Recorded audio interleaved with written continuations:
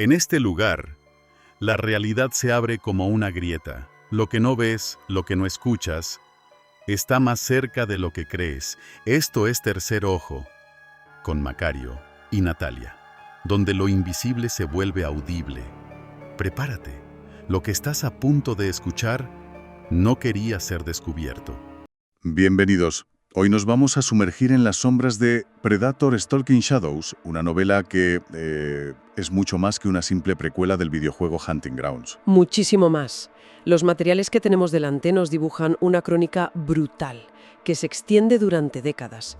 La pregunta que vamos a intentar responder hoy es: ¿cómo un soldado raso, un simple peón, acaba convirtiéndose en la pieza clave de una guerra secreta, interplanetaria? Es que esa es la clave. Vamos a seguir ese rastro de sangre verde y tecnología imposible que él fue encontrando. Y es que has dicho la palabra clave, descenso. No es una historia de ascensos heroicos, es una inmersión en un horror cósmico. Y lo que es peor, en una conspiración muy, muy humana. Totalmente. La novela explora el coste psicológico de tirar de un hilo y descubrir que al otro extremo no hay una respuesta. Hay un abismo. Es la historia de un hombre obsesionado con la verdad, sin darse cuenta de que esa verdad se lo va a comer vivo. Pues empecemos por el principio de esa obsesión. Nos vamos a Los Ángeles, 1997. Para quien tenga fresca la memoria, la ciudad todavía está limpiando los restos de la que se lió en la segunda película, la cacería del llamado City Hunter. El caos total. Y en medio de todo ese caos conocemos al soldado Scott Devlin.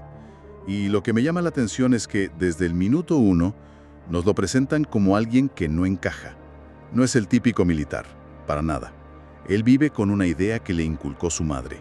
La información es poder.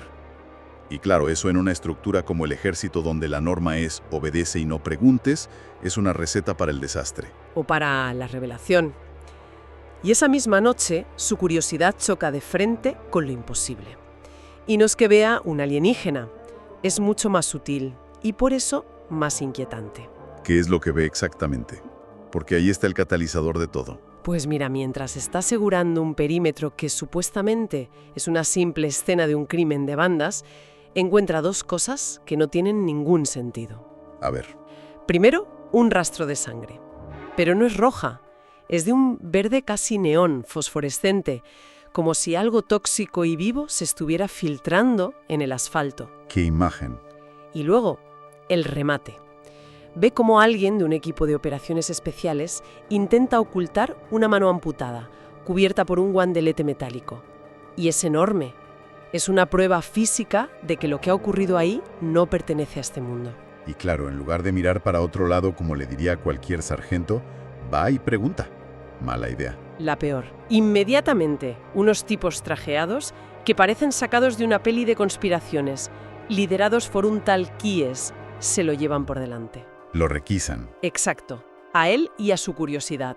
Su sargento le dice, obedéceles, pero Scott siente ese frío en la nuca, esa sensación de que acaba de cruzar un umbral, y es ahí cuando decide empezar a apuntarlo todo. Nace su pequeño cuaderno rojo. Que es en esencia el diario de su descenso a la locura. Un año después, parece que todo ha quedado en una pesadilla lejana. Scott está en Sudamérica con su equipo. Se ha hecho uña y carne con ellos, sobre todo con su mejor amigo, Marcus Thorne. Misiones de rutina, en teoría. Sí, ir a limpiar campamentos de narcos.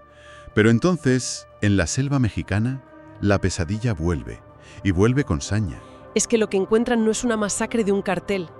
La violencia es diferente. Es metódica, casi artística en su brutalidad. ¿Qué ven? Encuentran cuerpos desollados colgados boca abajo, sin cabeza, y aquí viene el detalle que te hiela la sangre, sin la columna vertebral, arrancada de cuajo. Es un escenario de caza, de trofeos. La selva misma parece un testigo silencioso de un ritual de cacería que no tiene nada de humano. Y aquí la novela hace algo muy inteligente. Nos saca de la perspectiva de Scott, que está completamente aterrorizado y confundido. Y nos muestra que hay alguien que sí sabe lo que está pasando. Exacto. En paralelo conocemos a un viejo conocido, Dot Schaefer, el único superviviente del incidente original en Valverde. Ya no es el soldado de primera línea. Ahora es una especie de fantasma que trabaja para una unidad clandestina llamada OWLF, Fuerza de Vida de Otro Mundo. Básicamente un grupo ultrasecreto del gobierno que lleva décadas siguiendo a estas criaturas. Espera un momento. ¿Me estás diciendo que el gobierno de EU sabe de la existencia de estos cazadores y en lugar de alertar a sus tropas, las usan? Las usan como cebo. ¡Qué fuerte! Precisamente. Y eso es lo más aterrador de la conspiración que destapa el libro. No es solo que haya alienígenas cazando humanos por deporte, es que hay una facción en el poder que ve a sus propias tropas de élite como un recurso prescindible. Son la carnada. Son la carnada, sí. Saben que un enfrentamiento con un cártel bien armado, con soldados de élite involucrados, es el tipo de calor que atrae a los predadores. Así que, sin saberlo, Scott y su equipo no están luchando contra los narcos. Están siendo exhibidos en un safari cósmico. ¡Qué locura! Eso le da una vuelta de tuerca a todo el concepto de guerra secreta. La guerra no es solo contra el monstruo. Es contra tus propios jefes. Es una guerra en dos frentes, y Scott solo es consciente de uno, y ni siquiera de ese. Pero la cosa se va a poner todavía más fea. Saltamos a la noche de fin de año del 2000. Base secreta Hangar 12. La paranoia de Scott ya debe de estar por las nubes. Y aquí entra en escena otro grupo, aún más siniestro si cabe. Sí, los que el equipo apoda los MIBs, los hombres de negro. Pero no los de las películas, claro. No, estos son mucho más amenazantes. Son un grupo de agentes gubernamentales que se mueven con una arrogancia y un secretismo que apesta a kilómetros. Y por supuesto, Scott no puede evitar meter las narices donde no le llaman. Faltaría más. Una noche los pilla en mitad de un traslado de material y consigue ver qué guardan en una caja fuerte. Y no son precisamente documentos clasificados, ¿verdad? No. Es un arsenal de pesadilla. Una espada con un filo de sierra que parece sacada de la imaginación de un demonio, un disco con cuchillas retráctiles, un rifle que no se parece a nada que haya fabricado el ser humano. Tecnología predador. Pura y dura. Y no la están estudiando, la están almacenando. Se la están quedando. Lo que confirma que no solo saben de ello, sino que están en una especie de carrera armamentística. El encuentro, imagino, no acaba con un apretón de manos. Acaba a golpes. Scott usa su entrenamiento para defenderse y escapar por los pelos. Pero el mensaje ha quedado clarísimo. Ya no es una sospecha, es una certeza. Hay una facción dentro de su propio gobierno que está saqueando la tecnología de los cazadores. Y la confirmación final le llega al volver a su cuarto. Sí. Cuando vuelve, conmocionado, se encuentra con que su cuaderno rojo ha desaparecido. Ahí es cuando la conspiración deja de ser algo que él observa y se convierte en algo que le observa a él. Exacto. Ya no es un observador, es un objetivo. La bestia, la que espiaba desde la maleza, se ha dado la vuelta y le ha mirado directamente a los ojos. Después de eso, la cosa solo puede ir a peor. Pasan los años y cada misión se convierte en una ruleta rusa, esperando encontrar otra vez esa sangre verde. Y claro, en 2004 en Escocia se la encuentra de nuevo. Mismo patrón. Otra masacre ritual. Y es aquí donde su camino se cruza por fin con el de Dutch Schaefer y su equipo, Havana. ¿Y cómo es ese encuentro? Es tenso, casi un susurro en medio del caos. Dutch simplemente le aparta a él y a su equipo y le suelta una frase que a Scott se le debe de quedar grabada a fuego. A ver. Sin decírselo, tú no sabes dónde estás metido, pero yo sí. El patrón se repite un año después en México, y otra vez aparece el equipo de Dutch como si fueran un equipo de limpieza de lo paranormal. Pero la gran revelación, el momento en que todas las piezas se encajan, llega en 2006. Sí, Dutch busca a Scott, en persona. Y en un gesto que es, a la vez, una disculpa y una iniciación, le devuelve su cuaderno rojo. Vaya. Y junto a él, un dossier. Un informe lleno de fotos, datos, testimonios. Toda la verdad. Es como si le diera la llave para entender el manicomio en el que ha estado viviendo durante casi una década. ¿Y cuál es esa verdad? ¿Qué es lo que se desvela en ese dossier? Pues se desvela que hay una guerra fría en la sombra. Los cazadores, o predators, vienen a la Tierra a practicar su deporte. Pero aquí se han encontrado con que los monos listos han aprendido a robarles los juguetes. Dos facciones. Exacto. Por un lado está la WLF de Dutch, que quiere estudiar su tecnología para crear defensas, para entender al enemigo. Y por otro están los hombres de negro, que la quieren para construir armas, para militarizarla. O sea, son como la CIA y el KGB peleándose por los restos de un ovni. Tal cual. Y los soldados, como Scott, han estado atrapados en el fuego cruzado todo este tiempo. Con la verdad llega la primera misión real. En 2007, en Nuevo México, el equipo de Scott se une por fin al The Dutch para investigar una nave Predator estrellada. Me imagino la tensión de ver por fin a la criatura cara a cara. Es un momento de asombro y terror.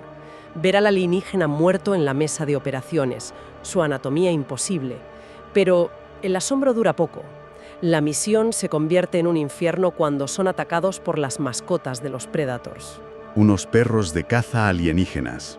Sí, unas bestias con púas que son puro instinto asesino. Y ahí llega el primer pago de sangre. Flynn, uno de los amigos de Scott, muere despedazado. Es su bautismo de fuego real. Ya no son observadores, son parte de la cacería. Y para rematar, la cosa acaba con un enfrentamiento directo con un Hunter superviviente y, por si fuera poco, con los MIBs apareciendo para reclamar el botín. Sí, ahí queda clarísimo que la guerra entre facciones humanas es tan peligrosa o más que la lucha contra los alienígenas. Luchan por sobrevivir a los cazadores, pero también por evitar que la tecnología de esos mismos cazadores caiga en las peores manos de su propia especie. Es un caos absoluto. Curioso, a testigo, a peón y ahora a soldado consciente en un campo de batalla que apenas empieza a comprender.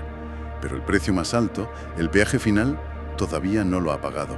No, y ese llega en 2011, en Venezuela. Y la novela aquí es increíblemente cruel, en el buen sentido narrativo. Es una emboscada. Y no es una lucha heroica, es una ejecución industrial. ¿Qué es lo que pasa? El equipo de Scott, su familia, es aniquilado por 2 Hunters en cuestión de minutos. La narración es seca, brutal, no hay tiempo para discursos. Marcus, su mejor amigo, es decapitado de un solo golpe. ¡Pum! Se acabó. ¡Qué horror! Lau, otro miembro, queda atrapado en una red que se contrae y literalmente lo hace pedazos. En segundos, el pilar emocional de Scott, toda la gente por la que ha seguido adelante, se desintegra. Es que te deja claro que para los Predators no es una guerra, es control de plagas. Totalmente. Y para Scott Caudlin es la bancarrota emocional total. Él sobrevive, pero por los pelos. Sobrevive pero no ileso. Sobrevive pero con una herida en la pierna que lo deja lisiado y pone fin a su carrera militar. Es el punto más bajo que te puedas imaginar. La curiosidad que lo inició todo, esa búsqueda de la verdad, lo ha llevado a perderlo absolutamente todo. Sus amigos, su carrera, su cuerpo. Parece una tragedia griega. El hombre que voló demasiado cerca del sol. Y se quemó las alas.